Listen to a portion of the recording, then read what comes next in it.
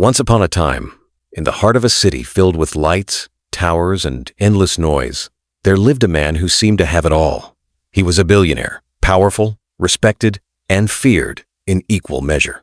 His companies stretched across the nation. His face appeared in magazines, and his name opened doors wherever it was mentioned. But behind the glass walls of his mansion, there was a silence that money could never fill. For his only daughter, Amelia, was paralyzed. She hadn't walked in years, and with each passing day, her laughter had grown dimmer, her smile rarer, her eyes filled with more sorrow. Doctors tried, therapists tried, but nothing seemed to touch the emptiness in her little heart. The billionaire, let's call him Mr. Kingston, was a man of pride. He hated weakness, he hated pity, and he especially hated the feeling of helplessness when it came to his daughter. He could buy machines, medicines, even entire hospitals, but he could not buy back the joy that once lit Amelia's eyes. And that truth burned him from within. One late afternoon, as Amelia sat by her window, staring at the gray world outside, something unusual caught her attention. On the street below, where cars roared and strangers hurried by, a boy stood barefoot on the pavement. His clothes were torn, his face unwashed, and his frame thin from hunger.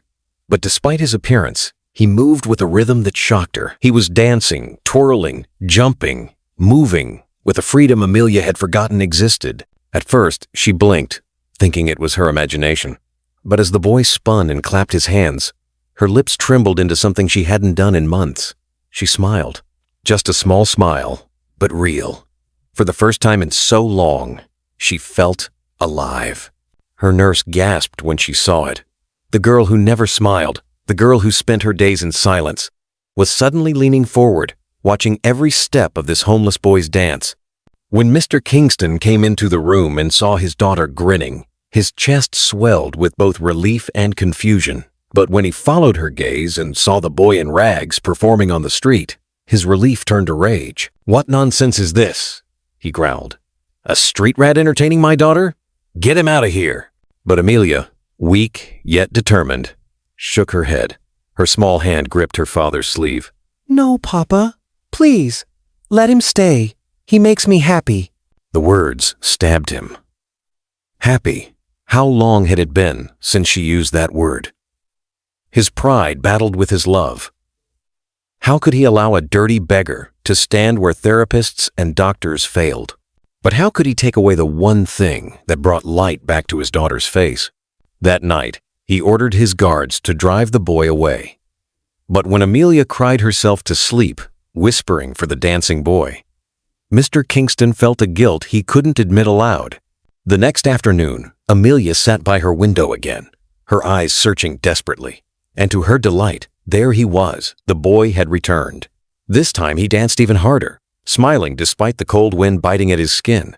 Amelia clapped weakly from her chair, her laughter echoing softly in the room. The boy looked up, and though he couldn't hear her through the glass, he bowed with a grin, as if her smile was the only payment he needed. From that day on, the homeless boy became her secret friend. Every evening, he appeared on the street, and every evening Amelia waited at her window. He danced until his feet bled, until his body shook, but he never stopped as long as she was watching. And slowly, she began to laugh again, to talk again, to dream again. But Mr. Kingston was not blind. He saw the joy in his daughter's eyes. Yes, but he also saw the danger. This cannot continue, he told himself. What will the world say? That the great Kingston allows a street urchin to amuse his child? No. My daughter deserves the best, not this. He called his security chief. Find out who that boy is, and make sure he disappears. But fate had other plans. One evening, as Amelia pressed her palms against the glass, watching the boy twirl under the streetlight, she whispered to her nurse, "I wish I could meet him, just once." The nurse hesitated, but knew the child's heart was fragile. Against her better judgment, she opened the gates quietly. Amelia, carried in her wheelchair, finally saw the boy up close. His eyes were bright despite his ragged appearance, his smile genuine, his spirit unbroken. "Why do you dance for me?" she asked softly. The boy shrugged. "Because when you smile, it feels like the whole world is less heavy. And maybe if you can smile, I can too." Tears welled in Amelia's eyes. No doctor, no therapist, no rich guest had ever spoken to her like that. But at that moment, Mr. Kingston arrived, fury burning in his chest. "What is going on here?" he roared. His men rushed forward, ready to drag the boy away. Amelia shouted, "Papa, stop. He's my friend." Kingston froze. His daughter had never shouted at him before. His authority, his pride shaken in an instant. He waved his men back, glaring at the boy with disdain. "Tell me, boy," Kingston sneered.